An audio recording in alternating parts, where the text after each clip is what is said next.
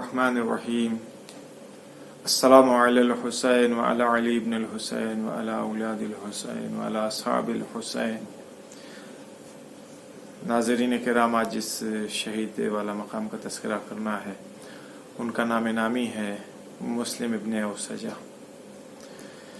نام سے ہی مشخص ہے کہ اوسجہ باپ کا نام ہے، لیکن یہ کمال، یہ شرف یا یہ اسپیشلٹی یہ صرف جناب مسلم ابن اوسجہ کو ہی حاصل ہے کہ باپ کا نام بھی اوسجہ ہے، جناب مسلم کے بیٹے کا نام بھی اوسجہ ہے۔ لہذا صاحب اسد الغابہ بھی اپنی کتاب میں جب ان کا نام لکھتے ہیں تو لکھتے ہیں مسلم ابو اوسجہ ہے۔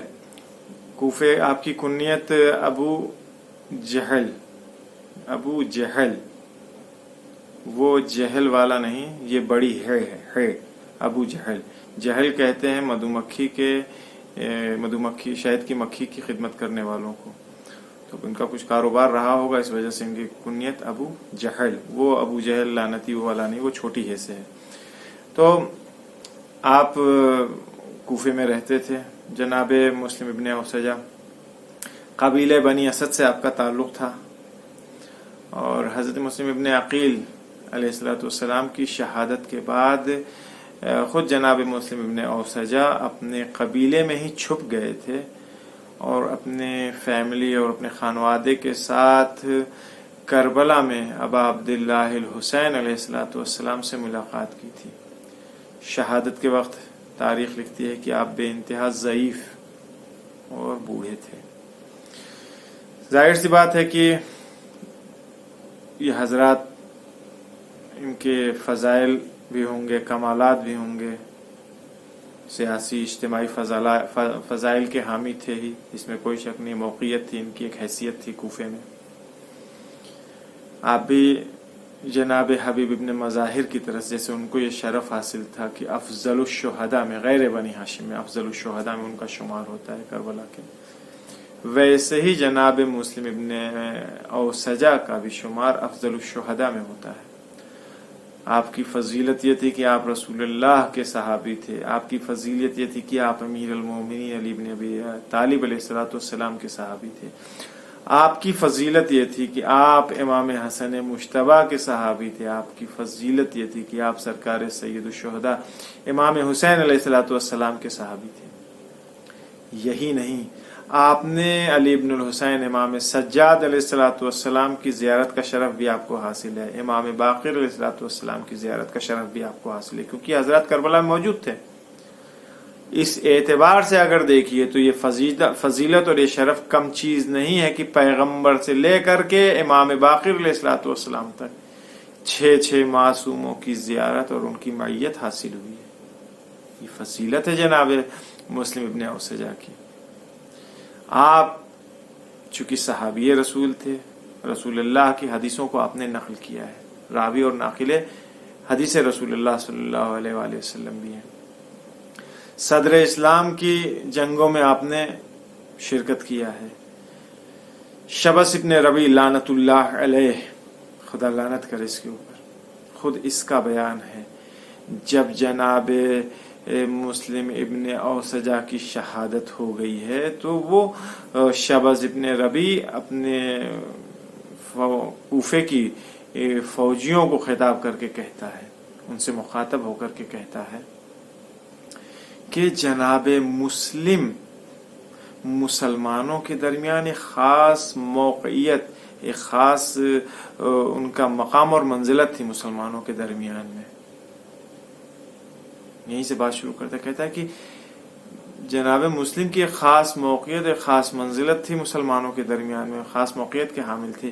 فتح آذربائیجان کے زمانے میں، فتح آذربائیجان کے دن میں نے خود اپنی آنکھوں سے دیکھا تھا کہ جتنی دیر میں مسلمان اپنے گھوڑے کی لجام درست نہیں کر پائے تھے، لجام درست نہیں کر سک رہے تھے، اتنی دیر میں نے دیکھا تھا کہ مسلم ابن اوسجہ نے مشرکین کے 6 لوگوں کو فنار کیا تھا۔ یہ کون ہے؟ دشمن ہے، جن لوگوں نے شہید کیا ہے وہی قصیدہ پڑھ رہے ہیں، وہی فضیلت بیان کر رہے ہیں۔ بعض جناب مسلم ابن اوسجہ نامور شخصیت تھے، کوفے کی شجاع شخصیت میں ان کا شمار ہوتا تھا. امیر المومنین علی ابن ابی طالب علیہ السلام کے ساتھ ان کی تمام جنگوں میں جناب مسلم ابن اوسجہ نے شرکت کیا ہے. بعض تاریخی کتب کے حوالے سے، بعض کتابوں کے حوالے سے یہ بات ثابت ہوتی ہے کہ جناب مسلم ابن اوسجہ امیر المومنین علی ابن ابی طالب علیہ السلام کے بھائی تھے. بھائی کا مطلب یہ کہ خود امیر المومنین حضرت علی ابن ابی طالب علیہ السلام نے جناب مسلم ابن اوسجہ کو اپنا بھائی بنایا تھا. جناب مسلم ابن اوسجہ نے امیر المومنین حضرت علی ابن ابی طالب علیہ السلام سے قرآن کی تعلیم حاصل کی تھی. جناب مسلم ابن اوسجہ یہی وجہ تھی کہ قرہ کے نام سے، عباد کے نام سے معروف تھے. عباد کہتے جو بہت زیادہ عبادت کرتا ہے. قرہ قاری، بہت زیادہ قرات کرنے والا، اگر صحیح ہو میں بتا رہا ہوں تو یہ عباد اور قرہ کے نام سے معروف اور مشہور تھے. ان کا شمار کیا جاتا تھا، یعنی قرہ کا اگر کہیں شمار کیا جاتا ہے تو اس کا مطلب ہے کہ جناب مسلم نے اوسجہ اس میں ہے. کہیں پہ اگر عباد حضرات کا، عبادت گزاروں کا شمار کیا جا رہا ہے تو اس کے اندر بھی جناب مسلم ابن اوسجہ موجود ہیں. جناب مسلم ابن اوسجہ نے کوفے میں لوگوں سے ابا عبداللہ الحسین علیہ السلام کے لیے بیعت لیا تھا. یہ ان کا کارنامہ تھا. جب جناب حضرت مسلم ابن عقیل علیہ السلام نے ابن زیاد کے مکر و فریب کو سمجھا اور اس سے مقابلہ کرنا چاہا تو انہوں نے قبیلہ بنی اسد اور قبیلہ مزحج، یہ دو قبیلہ تھا، قبیلہ بنی اسد اور قبیلہ مزحج، اس دو قبیلوں کے لوگوں کا ایک گروپ بنایا تھا، ایک گروہ بنایا تھا. اس کی سرداری جناب مسلم ابن اوسجہ کے حوالے کی تھی کہ آپ ان کو دیکھیے گا، ایک ابن زیاد سے مقابلہ کرنے کے لیے ایک ٹیم بنا رہے ہیں. مسلم ابن اوسجہ امام حسین علیہ السلام کو خط لکھ کر کے بلانے والوں میں سے تھے، لیکن وہ لوگ جنہوں نے وعدہ خلافی کیا ان میں سے نہیں تھے، بلکہ مسلم ابن اوسجہ ان لوگوں میں سے تھے جنہوں نے آخری سانس تک اپنے وعدے کے اوپر وفا کیا ہے، اپنا وعدہ نبھایا ہے انہوں نے جو وعدہ کیا تھا. حضرت مسلم ابن عقیل علیہ السلام نے کوفے میں جب قیام کیا ہے اس دوران جناب مسلم ابن اوسجہ کو جو کام دیا تھا وہ کام یہی تھا کہ آپ کا کام یہ ہے کہ آپ پیسوں کا بندوبست کیجئے، پیسوں کا انتظام کیجئے اور ان پیسوں سے اسلحے خریدیے، اسلحے اکٹھا کیجئے ان پیسوں سے. لہذا جناب مسلم ابن اوسجہ کا کام پیسے کا انتظام کرنا اور اسلحے کا انتظام کرنا تھا ان پیسوں سے. ابن زیاد کا جاسوس جس کا نام ماقل تھا، یہ اسی راستے سے، یعنی اسی پیسے کے راستے سے مسلم ابن اوسجہ سے کہتا ہے کہ مجھے ملنا ہے، میں پیسہ دینا چاہتا ہوں، فلاں کرنا چاہتا ہوں، یعنی گمراہ کیا، اس نے جھوٹ بولا، اعتبار جذب کیا جناب مسلم ابن اوسجہ کو، اور اسی راستے سے یعنی اسی پیسے والے راستے سے یہ جناب مسلم ابن عقیل تک پہنچتا ہے کہ اس کے بعد سے وہ سارا واقعہ رونما ہوا.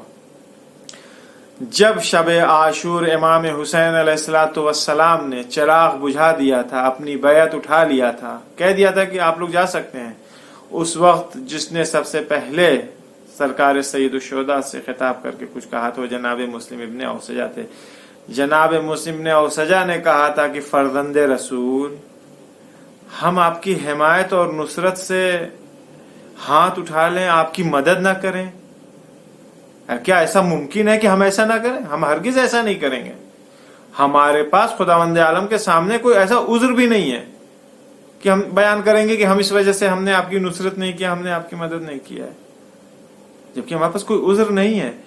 پھر فرماتے ہیں اے فرزند زہرا، اے فرزند رسول، ہم آپ سے ہرگز جدا نہیں ہوں گے، ہم آپ کی رکاب میں جنگ کریں گے یہاں تک کہ ہمارے نیزے، ہماری تلواریں ٹوٹ جائیں. اگر کوئی اسلحہ بھی ہمارے پاس نہیں ہوگا تو ہم پتھروں سے آپ کا دفاع کریں گے، ہم پتھر لے کر کے دشمنوں کے اوپر حملہ کریں گے پتھروں کے ذریعے. عمیر ابن عبداللہ مزحجی کی جب شہادت ہو گئی ہے تو اس کے بعد سے جناب مسلم ابن اوسجہ اور ہلال ابن نافع یہ دو لوگ ایک ساتھ میدان جنگ میں، میدان کاردار میں آتے ہیں۔ جناب مسلم نے سن رسیدہ تھے، بے انتہا بوڑھے تھے، بعض تاریخ میں لکھا ہوا ہے کہ یہ بھویں نیچے آ گئی تھی، اسے اوپر کر کے کپڑے سے باندھ رکھا تھا دیکھنے میں پریشانی نہ ہو، اس حد تک سن رسیدہ تھے۔ جناب مسلم رجس پڑھ رہے ہیں، حملہ کر رہے ہیں، دونوں شیروں نے دشمن کی فوج کے بہت سارے ملعونوں کو فنار کیا، دشمن کی داہنی ٹکڑی کے اوپر حملہ کیا تو اس کے بہت سارے ملعونوں کو فنار کیا ہے، واصل جہنم کیا۔ اس کے بعد جب یہ حال دیکھا کہ نرغہ برپا ہے، سب مارے جا رہے ہیں، سارے ملعون واصل جہنم ہو رہے ہیں، فوراً ہی عمرو بن حجاج نے کوفے کے لشکریوں کو خطاب کر کے کہا تھا کہ ایک بہ ایک ان کا مقابلہ نہ کرو، کہ ایک آدمی آ رہا ہے ان سے ایک آدمی آ رہا ہے لڑنے کے لیے، نہیں، ایک آدمی لڑنے کے لیے نہ ہے، بلکہ ان کے اوپر اکٹھا ہو کر کے عمومی طور کے اوپر حملہ کرو، چاروں طرف سے گھیر کر کے۔ یہ مشورہ عمر ابن عاص کو پسند آ گیا، اس نے فوراً حکم دے دیا کہ ایک ساتھ مل کر کے حملہ کرو۔ ابن سعد نے اس مشورے کے اوپر عمل کیا، اور اب جو حملہ ہوا ہے وہ ایک شدید جنگ ہوئی ہے، گرد و غبار کا بونڈر تھا۔ اب جب تھوڑی دیر بعد، کچھ دیر جنگ کے بعد، یہ گرد و غبار کا بونڈر جب بیٹھا ہے، گرد و خاک ہلکی ہوئی ہے، تو دیکھا جناب مسلم ابن عقیل زمین کے اوپر ہے۔ سرکار سید الشہداء حضرت ابا عبداللہ الحسین علیہ الصلوۃ والسلام، جناب حبیب ابن مظاہر بالین مسلم ابن اوسجہ پر آتے ہیں۔ جناب مسلم ابن اوسجہ کے سر کو سرکار سید الشہداء نے اپنے زانوؤں پر رکھا، سورہ احزاب کی 23 نمبر کی آیت کی تلاوت فرمائی، فَمِنْهُمْ مَنْ قَضَى نَحْبَهُ وَمِنْهُمْ مَنْ يَنْتَظِرُ۔ کہتے ہیں کچھ لوگوں نے اپنا وعدہ پورا کر لیا اور کچھ لوگ انتظار میں ہیں کہ وہ اپنا وعدہ پورا کریں۔ اس کے بعد جناب مسلم ابن اوسجہ کے جسم میں جان نہیں تھی، ہلکی ہلکی رمق حیات، ایک بھبکتا ہوا چراغ سمجھ لیے، کبھی بھی بجھ سکتا تھا۔ اپنی انگلی سے اشارہ کیا تھا جناب حبیب کی طرف دیکھ کر کے، انگلی سے اشارہ کیا سرکار سید الشہداء کی طرف کہ ان کا خیال رکھنا، اور یہی ان کی وصیت تھی اور یہی ان کی نصیحت تھی جناب حبیب ابن مظاہر کے لیے، جناب مسلم ابن اوسجہ کے لیے، ہمارے وقت کا امام، مظلوم کربلا کے خون کا منتقم، بدلہ لینے والا۔ امام زمانہ علیہ الصلوۃ والسلام زیارت ناہیہ میں فرماتے ہیں جناب مسلم کو خطاب کر کے، کنت اول من شرا نفسہ واول شہید من شہداء اللہ وقضى نحبه ففزت ورب الكعبہ شکر اللہ لك استقدامك ومواساتك امامك انا للہ وانا الیہ راجعون وسيعلم الذین ظلموا ای منقلب ینقلبون۔